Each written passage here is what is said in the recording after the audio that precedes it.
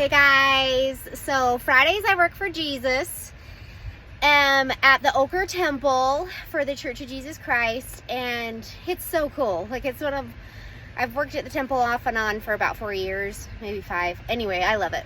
And today I just had like one of the neatest experiences. I was up in the celestial room being the receptionist, like, you know, making sure everybody's okay. And you can Google, if you're not a member of the Church of Jesus Christ, you can Google like celestial room, Ochre Mountain Temple, to see the picture of it, because it is stunning. There's like a 20-foot chandelier. Anyway, it's beautiful. It's a very sacred place.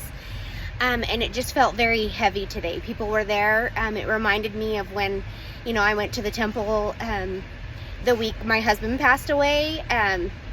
It'll be 7 years this September.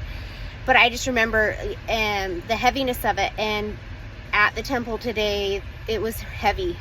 I could feel that people, and you could see people were dealing with hard things.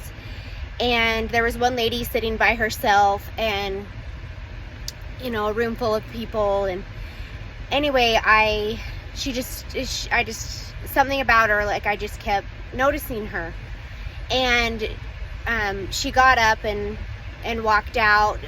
But before she got up, I just had a thought, like, you should go give her a hug, you know? And I'm like, weird, no.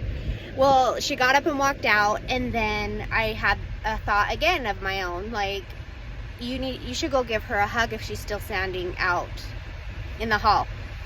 And instantly it was just like, I need to listen to that, you know? Worst case scenario, I look like a weirdo, or best case scenario, this is God speaking to me and she needs a hug.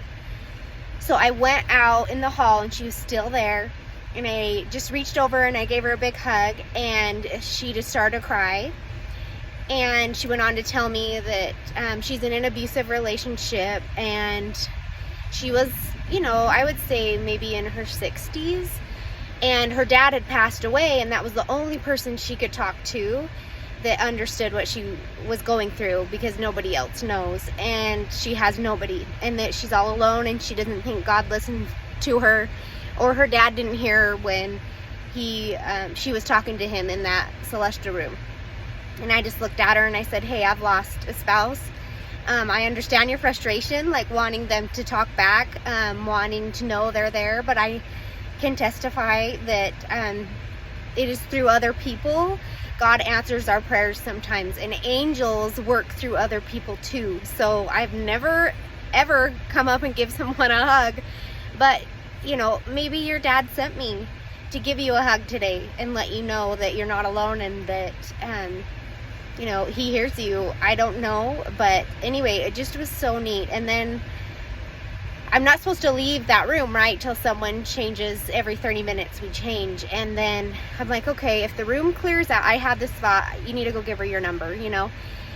And I was like, okay, if the room clears out, and I'll go down and do that. So sure enough, the room had cleared out, and I was like, okay, you know, the odds of finding someone in the dressing room, whatever. So I wrote my name, I stopped, I found a piece of paper, and I ended up walking into the dressing room and seeing her, and I just gave her the paper, and I said, you know, I'm here for you anytime you want to talk. But I don't know if she'll ever reach out. I hope she does. I'm like, we can go to lunch, whatever.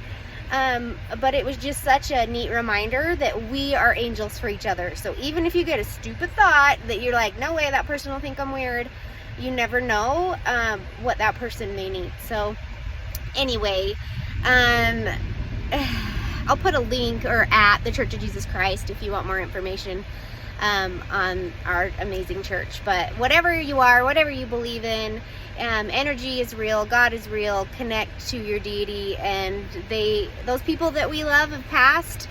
Work through other people to let us know they're there, and that's happened to me a lot of times. So I was grateful to be the one to pay it forward today. So anyway, have a beautiful weekend.